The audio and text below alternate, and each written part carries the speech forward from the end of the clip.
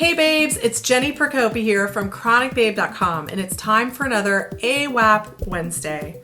If you haven't seen our videos before, AWAP stands for As Well As Possible, and each week I answer a question from one of our fellow chronic babes about how to kick ass in spite of illness, my mission in life.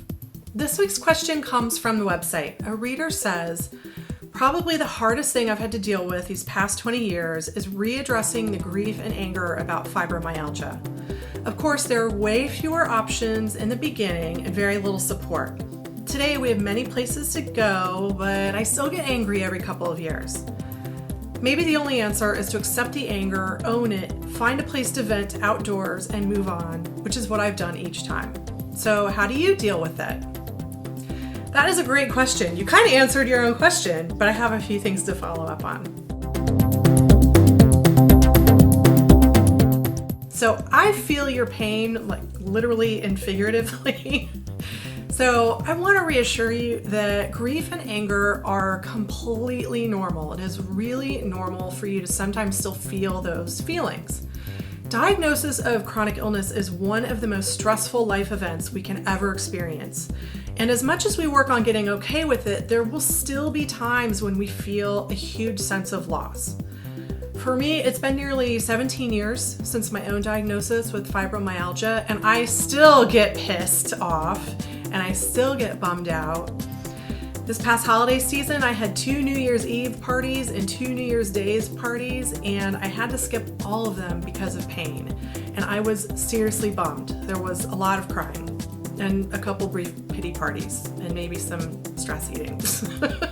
And I've been working on this for years, so I say all that to reassure you that you're not alone.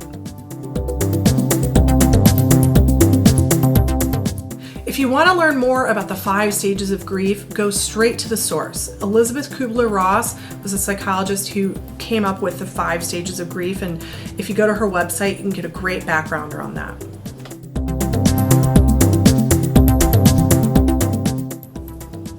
What I find myself coming back to over and over again, what I find myself counseling other chronic babes about, is the concept of acceptance.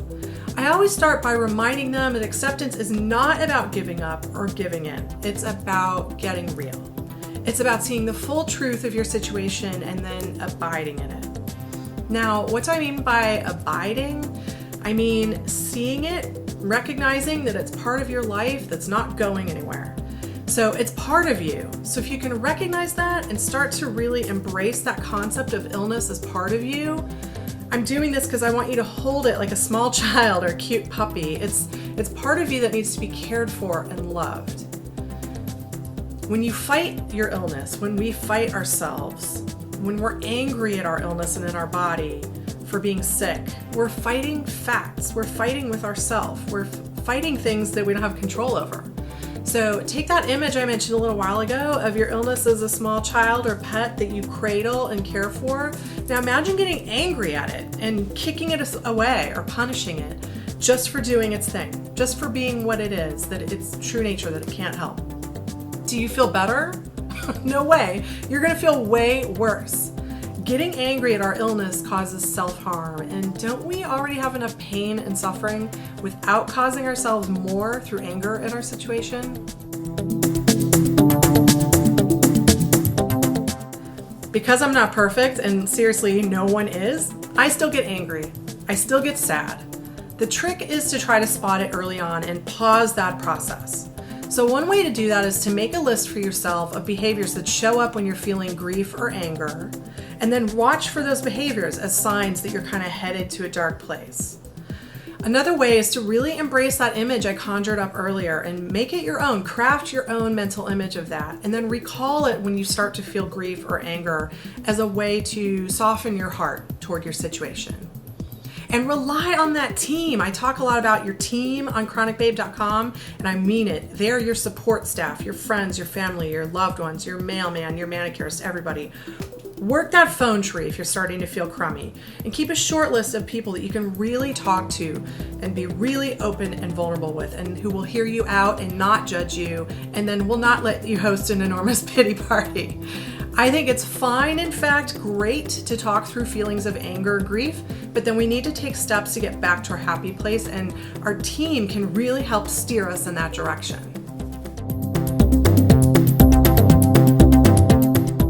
Babes, thank you so much for joining me today. I love sharing time with you each week to help you live kick-ass lives in spite of illness.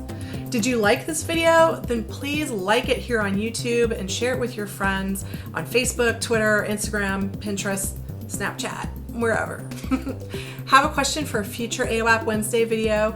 Head over to our contact page where you can shoot me your questions. Now, as always, thank you so much for watching, and until we meet again, be AWAP. Mwah.